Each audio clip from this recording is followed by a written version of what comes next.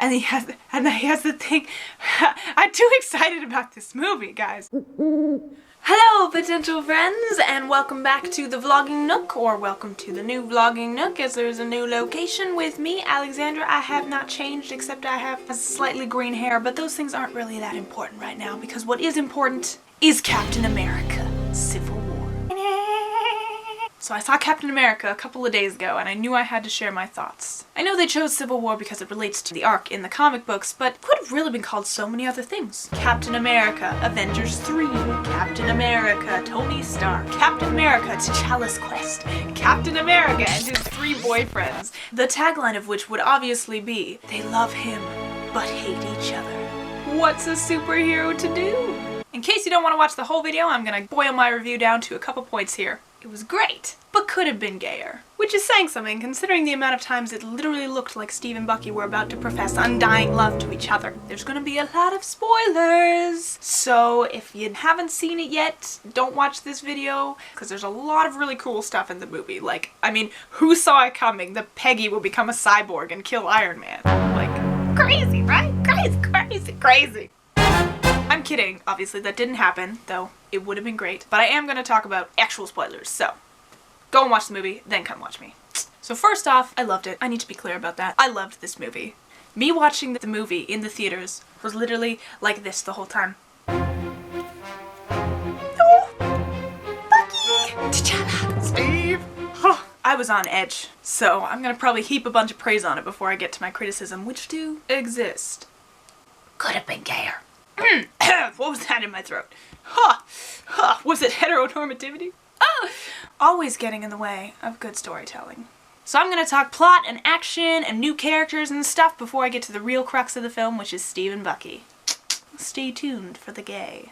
Let's get going. I thought it was a really great action movie that juggled like a lot of characters really well, considering how many characters were in it. And yet it didn't feel like anything was shoved in or didn't get enough time. Captain America movies feel a lot more visceral than some other superhero movies because it has the close combat aspect. You know, when you have Iron Man soaring far away being like, oh yes, explosions, pew, pew, and Vision being like, Scarlet Witch.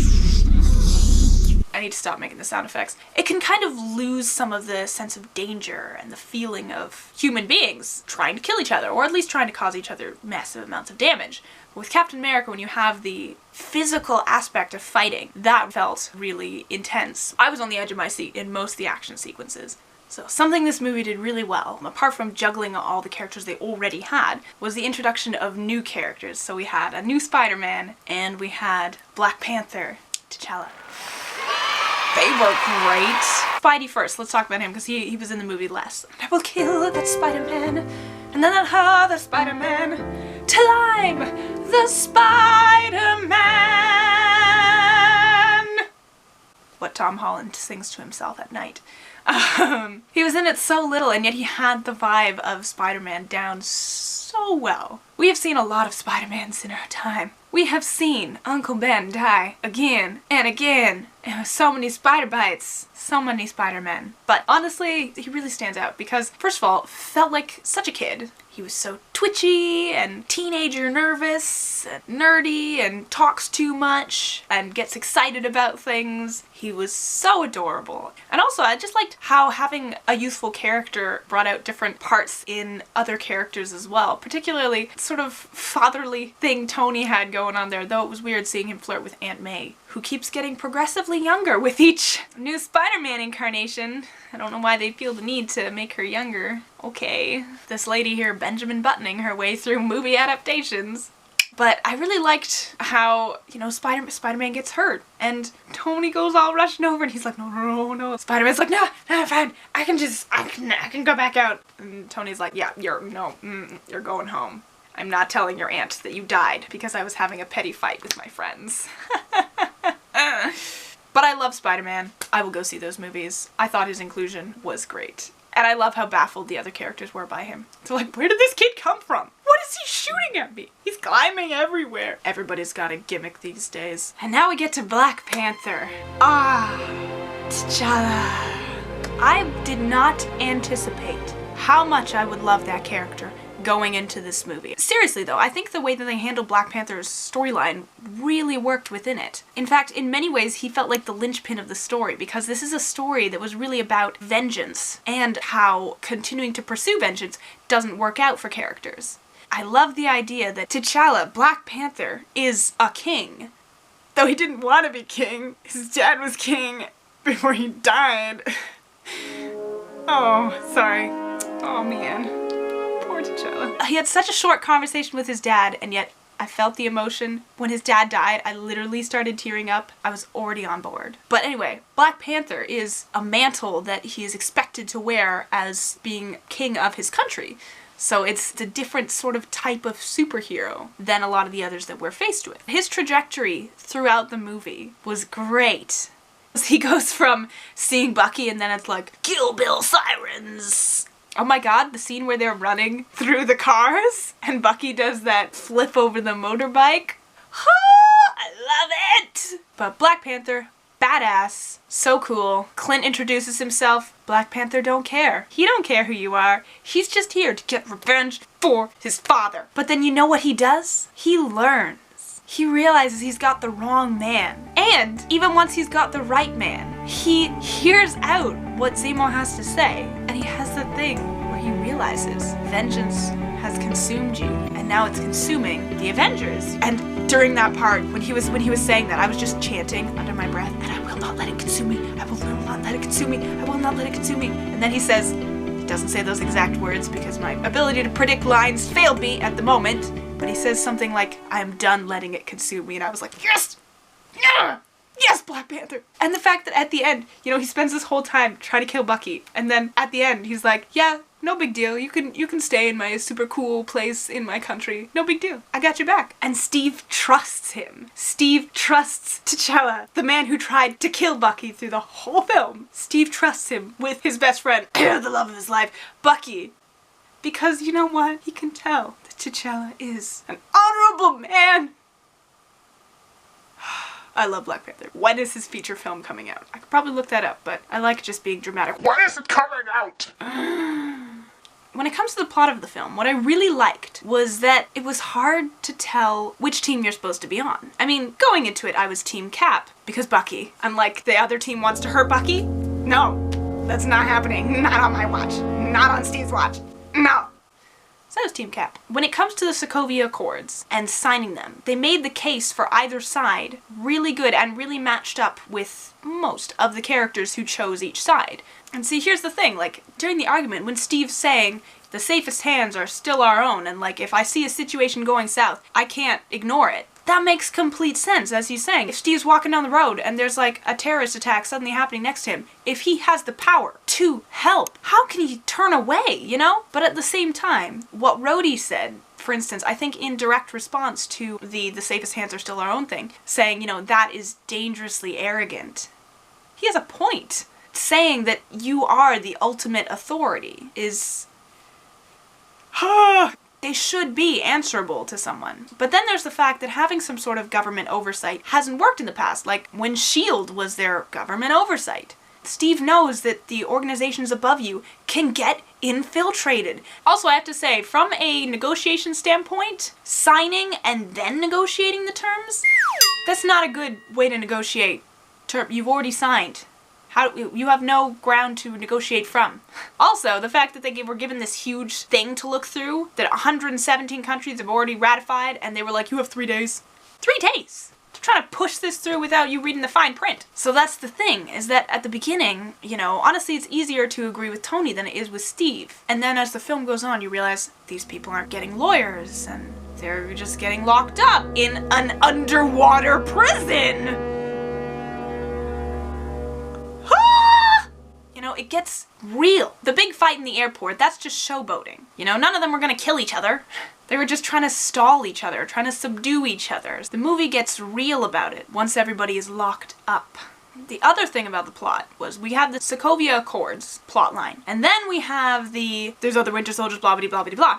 There's that plotline.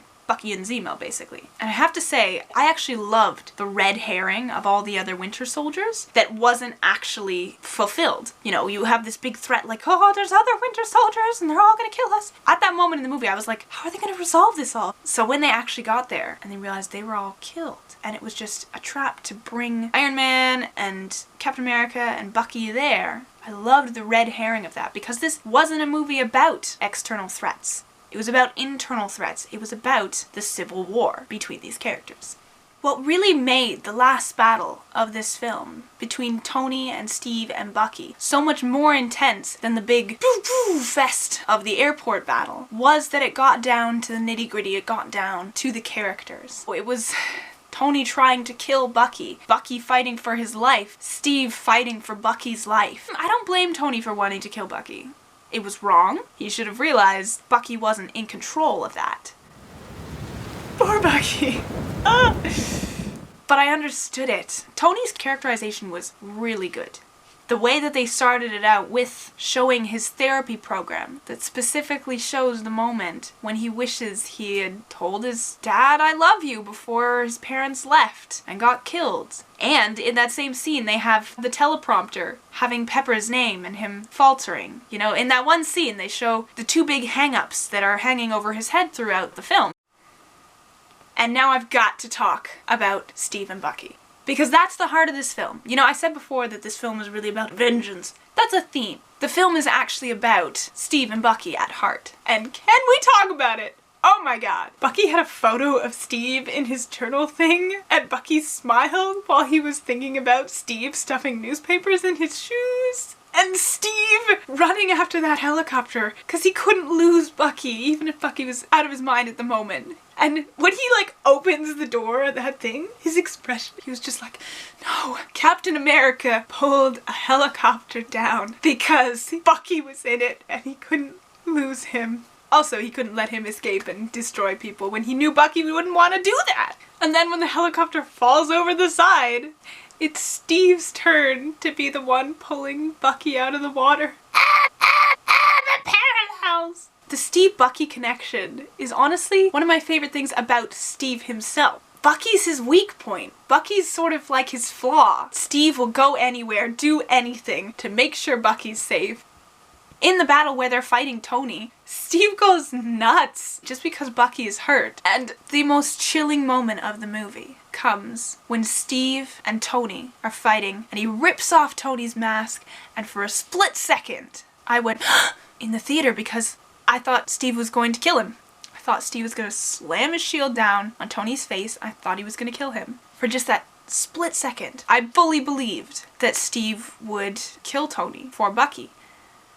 That was frightening. Oh, I mean, he didn't. Obviously, he wasn't going to, but that moment when Steve became a scarier person than he maybe was before, for the sake of his best friend, that's the human moment of the film that I'm really interested in. However, the Steve and Bucky connection is what leads me to some of my criticisms of the movie. Criticism number one, this was a follow-up to The Winter Soldier, which is the second Captain America movie, so we assumed there would be a lot more focus on Bucky's rehabilitation than there actually was. As I said at the beginning, you know, this could have been called Captain America, Tony Stark, or Captain America, Avengers, because there was a lot of characters in it, and as a movie, that worked. But as the third Captain America movie, did we really need so much Tony Stark? There were times when I was watching the film, and I was thinking, yeah, this is a good scene, this is a great scene, like, this is good characterization of Tony, but why is it here? Am I watching a Captain America film, or am I watching an Avengers film? They should have just not made Ultron. Should have made this the second Avengers film. Let's be honest here. So in terms of the continuity of the movies, it felt like there needed to be more focus on Bucky. And in terms of the characters and their development through the story, the one who actually got the least of the sort of main focus characters in the movie was Bucky.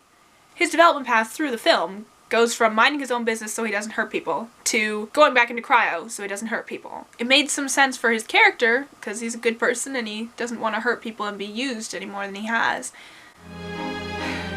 Bucky! But from a storytelling point of view, it seemed like a cop-out.